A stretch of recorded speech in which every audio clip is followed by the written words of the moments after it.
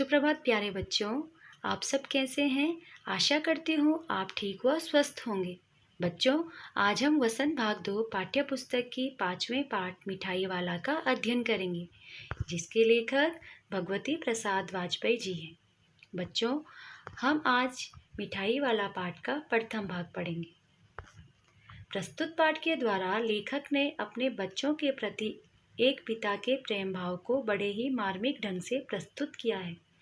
वह फेरी वाला बनकर बड़े मधुर स्वर में गीत गाते हुए बच्चों को खिलौने, मुरलियाँ और मिठाइयाँ बेचता है। असमय ही पत्नी और बच्चों की मृत्यु हो जाने पर वह समाज के अन्य छोटे छोटे बच्चों में अपने बच्चों का चेहरा ढूंढने का प्रयास करता है। सस्ते दामों में खिलौने बेचकर बच्चों के साथ कुछ समय बिताकर वह आत्मसंतोष का अनुभव करता है। चलिए बच्चों, अब हम कहानी पढ़ते हैं। बहुत ही मीठे स्वरों के साथ वह गलियों में घूमता हुआ कहता, बच्चों को बहलाने वाला खिलौने वाला। इस अधूरे वाक्य को वह ऐसे विचित्र किंतु मादक मधुर ढंग से गाकर कहता कि सुनने वाले एक बार अस्थिर हो उठते। उसके स्नेहाभिषिक्त कंठ से फूटा हुआ गान सुनकर निकट के मकानों में हलचल मच जाती। छोटे छोटे बच्चों को अपनी गोद में लिए युवतियाँ चीखों को उठाकर छज्जों पर नीचे झांकने लगती। गलियों और उनके अंतर्व्यापी छोटे छोटे उद्यानों में खेलते और लाते हुए बच्चों का झुंड उसे घेर लेता और तब वह खिलौने वाला वहीं बैठकर खिलौने की पेटी खोल देता। अर्थात बच्चों, गली मोहल्ले में जो सामान बेचने आते हैं उन्हें फेरी वाला कहते हैं। तो यहाँ पर भी एक फेरी वाला आया और वो क्या बेच रहा था? खिलौना। और कैसे बेच रहा था? बच्चों को बहलाने वाला खिलौने वाला। वह इस वाक्य को इस प्रकार कह रहा था, इतने सुंदर ढंग से कह रहा था कि वहाँ पर जितने भी थे वह सब इस आवाज़ को सुन करके अस्थिर बेचैन हो जाते थे। वो अपने प्रेम पूर्वक कंठ से गले से इस स्वर को इस प्रकार कहता कि सब वहाँ पर जितने भी थे मकानों में, घर में जितने भी थे वो सब उनमें हलचल मच जाती थी। और क्या हुआ? देखिए, युवतियाँ चीखों को उठाकर, चीख हुआ जो बांस की खपच्चियों से पर्दा बनाया जाता है और वह छज्जों पर लगाया जाता है। तो युवतियाँ छज्जों को, उस पर्दे को उठाकर के छज्जों से नीचे झांकने लगती थी उस खिलौने वाले को देखने के लिए। और जो बच्चे उद्यान में, जो अपने बाहर उद्यान में बच्चे खेल रहे होंगे, जो मोहल्ले में खेल रहे होंगे जो बच्चे, वह खिलौने वाले को देख करके उसे घेर लेते थे झुंड बना करके। और जब वो उसे घेर लेते थे तो खिलौने वाला पेटी अपने सर से नीचे उतारता है और खिलौने बच्चों को देता है। बच्चे खिलौने देखकर पुलकित हो उठते। वे पैसे लाकर खिलौने का मोल भाव करने लगते। पूछते, इचका दाम क्या है? और इचका। खिलौने वाला बच्चों को देखता और उनकी नन्ही नन्ही उंगलियों से पैसे ले लेता और बच्चों की इच्छानुसार उन्हें खिलौने दे देता। खिलौने लेकर फिर बच्चे उछलने कूदने लगते और तब फिर खिलौने वाला उसी प्रकार गाकर कहता, बच्चों को बहलाने वाला खिलौने वाला।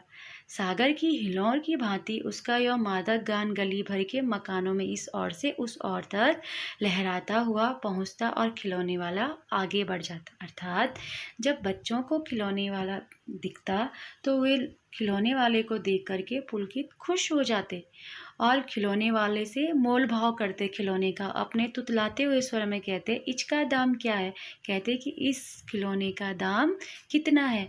और इसका अलग अलग दाम, अलग अलग खिलौनों का दाम पूछते, उससे मोल भाव करते खिलौने वाले से। और खिलौने वाला भी क्या करता? उनकी छोटी छोटी उंगलियों से पैसे लेता और उनकी इच्छानुसार खिलौने उसको, उन बच्चों को दे देता। और बच्चे खिलौने को पा करके उछलने कूदने लगते और फिर खिलौने वाला उनको खिलौने देख करके फिर दूसरे मोहल्ले में उसी खिलौने, उसी स्वर में बच्चों को बहलाने वाला खिलौने वाला कह करके फिर आगे बढ़ जाता। अब वहाँ पर राय विजय बहादुर के बच्चे भी एक दिन खिलौने लेकर घर आए। वे 2 बच्चे थे, चुन्नू और मुन्नू। चुन्नू जब खिलौने ले आया तो बोला, मेला घोला कैंचा छुंदल है। मुन्नू बोला, और देखो मेला कैंचा छुंदल है। अब दोनों बच्चे तुतलाते हुए जब घर आए तो राय विजय बहादुर के दो बच्चे थे। उनका नाम था चुन्नू और मुन्नू। जब वो दोनों अपने अपने खिलौने लेकर के घर आए तो दोनों आपस में बात करने लगे। मेला घोड़ा कैंचा छुंदर है, तुतलाते हुए कहने लगे कि मेरा जो घोड़ा है वह कितना सुंदर है। मुन्नू बोला, और देखो मेला कैंचा छुंदर है। और मुन्नू ने कहा, और मेरा घोड़ा देखो वह कितना सुंदर है। दोनों अपने हाथी घोड़े लेकर घर भर में उछलने लगे। एक ने हाथी लिया था और एक ने घोड़ा लिया था। इन बच्चों की माँ रोहिणी कुछ देर तक खड़े खड़े उनका खेल निरखती रही। अंत में दोनों बच्चों को बुलाकर उसने पूछा, अरे ओ चुन्नू मुन्नू, ये खिलौने तुमने कितने में लिए हैं? अब जब बच्चे खिलौने लेकर के घर पे आए और अब उन खिलौनों के साथ घर में उछल कूद करके उस खिलौने को खेल रहे थे, तो उनकी जो माँ थी, उनका नाम रोहिणी था, वो अपने बच्चों को देख रही थी। और उन्होंने अपने बच्चों से पूछा कि चुन्नू मुन्नू, तुमने ये खिलौने कितने में लिए हैं? मुन्नू बोला, 2 पैसे में खिलौने वाला दे गया है। मुन्नू ने कहा तुतलाते हुए कि 2 पैसे में मुझे खिलौने वाले ने यह खिलौना दिया है। रोहिणी सोचने लगी, इतने सस्ते कैसे दे गया है, कैसे दे गया है यह तो वही जाने, लेकिन दे तो गया ही है, इतना तो निश्चय है। अब रोहिणी ने कहा कि खिलौने वाला इतना सस्ता कैसे खिलौने दे गया है? पर अपने मन में सोचने लगी, हाँ दे तो गया ही है, क्योंकि बच्चों ने 2 ही पैसे मांगे थे मुझसे, और ये तो निश्चय है कि उसने 2 पैसे में दिए हैं, पर इतना सस्ता खिलौना क्यों दिया है? एक जरा सी बात ठहरी, रोहिणी अपने काम में लगे। फिर कभी उसे इस पर विचार करने की आवश्यकता भी भला क्यों पड़ती।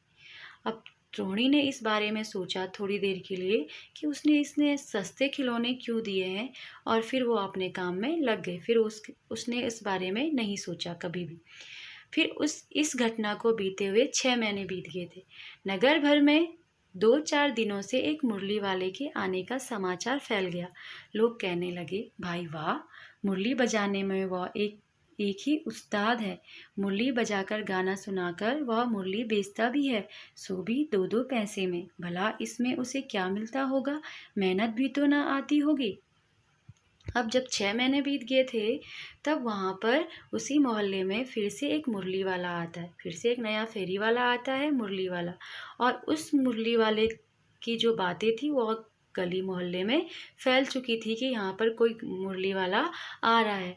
लोग कह रहे थे, उसकी तारीफ हो रही थी कि एक मुरली बजाने में उस्ताद है, गुरु है, और वो ऐसी मुरली बजाता है। और मुरली भी कैसे बजाता है, वो बहुत सुंदर मुरली बजाता है। और जब वो मुरली बेचता है तो वह मुरली बजाते हुए मुरलियों को बेचता है, सो भी कितने में, 2-2 पैसे में। भला कह रहे हैं आपस में, इससे उसको क्या मिलता होगा 2-2 पैसे में? इतनी सस्ती मुरली बेच रहा है, और उसे उसकी तो मेहनत भी नहीं मिलती होगी। एक व्यक्ति ने पूछ लिया, कैसा है वह मुरली वाला? मैंने तो उसे नहीं देखा। उत्तर मिला, उम्र तो उसकी अभी अधिक न होगी, यह 30-32 का होगा। दुबला पतला गोरा युवक है, बीकानेरी रंगीन साफा बांधता है। अब वहाँ पर 2-3 व्यक्ति होंगे। उनमें से एक व्यक्ति ने कहा कि वह मुरली वाला कैसा दिखता है? तो उसको उत्तर मिला, दूसरे व्यक्ति ने उत्तर दिया होगा। उसने कहा कि उसकी उम्र जो उसको अभी साल है वो ज़्यादा नहीं है। अभी कितने साल का है वो? केवल 30-32 साल का है, और दिखने में भी दुबला पतला सा है, और गोरा गोरा दिखने में है। और उसने बीकानेरी रंगीन साफा पहना हुआ है, बीकानेर का एक रंगीन साफा बांधता है वो। फिर वहाँ पे जो तीसरा व्यक्ति होगा, उसने कहा, वही तो नहीं जो पहले खिलौने बेचा करता था? क्या वह पहले खिलौने भी बेचा करता था? वह उनसे प्रश्न करने लगा। हाँ, जो आकार प्रकार तुमने बतलाया उसी प्रकार का वह भी था। फिर वहाँ पे जो पहला व्यक्ति था तो वो कहने लगा कि जो तुम बता रहे हो कि खिलौने वाला कैसा दिखता था, उसी प्रकार वह मुरली वाला भी दिखता है, तो वही होगा। फिर दूसरे ने कहा, शायद वही होगा, पर भाई है वह एक उस्ताद, पर वह एक मुरली बजाने में क्या है, उस्ताद है, गुरु है। प्रतिदिन इसी प्रकार उस मुरली वाले की चर्चा होती। प्रतिदिन नगर की प्रत्येक गली में उसका मादक मृदुल स्वर सुनाई पड़ता, बच्चों को बहलाने वाला, मुरलिया वाला। अब प्रतिदिन हर दिन उस मुरली वाले की चर्चा, बातें हो रही थी, और उसकी जो मृदुल, जो कोमल ध्वनि थी, वह सबको सुनाई दे रही थी। जो जब मुरली बजा बजा करके मुरलियाँ बेचा करता था। रोहिणी ने भी मुरली वाले का यह स्वर सुना, तुरंत ही उसे खिलौने वाले का स्मरण हो आया। उसने मन ही मन कहा, खिलौने वाला भी इसी तरह गा गा कर खिलौने बेचा करता था। अब जब चुन्नू मुन्नू की माँ रोहिणी ने भी खिलौने मुरली वाले की आवाज़ सुनी, तो उसे तुरंत ही खिलौने वाले की याद आ गई, और उसके मन में आया कि खिलौने वाला भी इसी प्रकार गा गा कर खिलौने बेचा करता था। रोहिणी उठकर अपने पति विजय बाबू के पास गई। ज़रा उस मुरली वाले को बुलाओ तो चुन्नू मुन्नू के लिए ले लूं, क्या पता यह फिर इधर आए या न आए, वे भी जान पड़ता है। फिर रोहिणी ने कहा अपने पति विजय बाबू से, ज़रा उस मुरली वाले को बुलाओ, मुझे भी चुन्नू मुन्नू के लिए मुरलियाँ लेनी है, क्या पता वो फिर मुरली बेचने इस मोहल्ले में आए या न आए। तो बच्चों, आज हमने मिठाई वाला पार्ट 5 का भाग प्रथम पढ़ा। शीघ्र ही दूसरे वीडियो में दूसरा भाग पढ़ेंगे। आप प्रथम भाग को ध्यानपूर्वक पढ़ेंगे, वह दिया गया कार्य करेंगे। धन्यवाद।